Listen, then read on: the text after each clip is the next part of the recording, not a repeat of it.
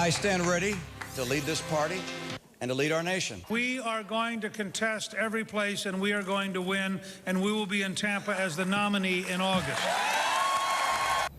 Well, the Florida voters down in the Sunshine State, they have spoken, and they have voted and awarded all of their 50 delegates to former Massachusetts Governor Mitt Romney. It is a big win and an expensive win for the Romney campaign. Spent about $15 million on television ads. And this morning, our political analyst, Luke Vargas, is on the phone from New York City with more on this big win. Luke, good morning to you.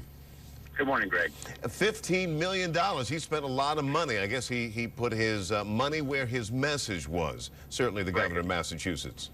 Right, an expensive win for Romney and an expensive loss for Newt Gingrich. There seem to be two things at play here in Florida. When we were talking about South Carolina last week, there seemed to be a concern that, voters were just going to let Mitt Romney walk away with this nomination.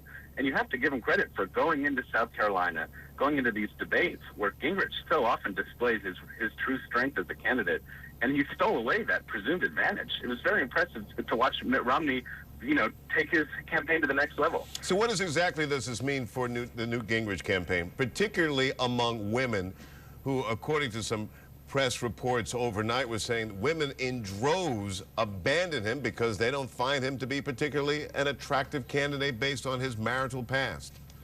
Well, the hope was after South Carolina, where he actually did okay among women, that he could hold on to that advantage. It really started to slip away for him in Florida.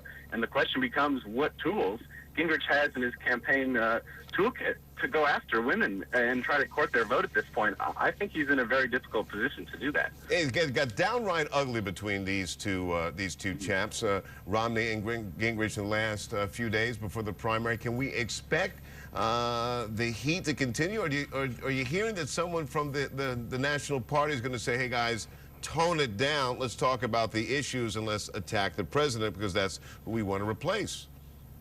You may hear that from the establishment, but Gingrich's whole campaign argument is basically to ignore those orders.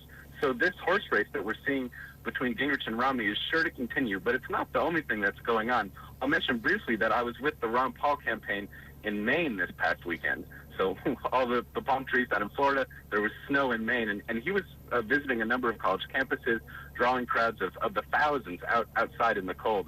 So while Romney and Gingrich are focused on these states with large media markets, expensive places where they can run ads, candidates like Ron Paul are going to see some savings to be had in smaller caucus states where there might be some sort of pent-up and overlooked voter enthusiasm that they can somehow tap into to revive their candidacy. We're looking at some of the pictures you took from that campaign event in Maine. Question, Luke, I got to ask you, when are we going to see the Ron Paul campaign that we saw and many Republican operatives admired from 4 years ago really start to show its force? Well, I'm not sure if we will at all. Ron Paul is in this for the long haul, for the convention delegates, and he can afford to pick favorites. And so while there may be certain states where he can run to looking for support, you have to acknowledge that Romney's campaign is quickly getting to the point financially where he can afford to go to even far-flung states and chase down Ron Paul and prevent any chance of there being an opportunity for an underdog like him to sort of embarrass Mitt Romney on the national stage. That seems increasingly unlikely. Luke, do you think that this is all going to be decided before Super Tuesday, where back in the day those states really were kingmakers and Pennsylvania is part of Super Tuesday? Do you think it's going to be pretty much wrapped up by then? I think Super Tuesday will still be a contest, but it's worth noting that between now and then, the month or so we have until Tennessee votes on Super Tuesday, it looks like very fertile ground for Mitt Romney. So I wouldn't be surprised if the next month we have a string of victories for him and voters have a final opportunity on Super Tuesday to try to change the narrative before this thing becomes a national campaign and Mitt Romney is the nominee. Luke, as always, thank you for joining us. We'll check in with you in the race as the battle for the GOP primary continues. All right.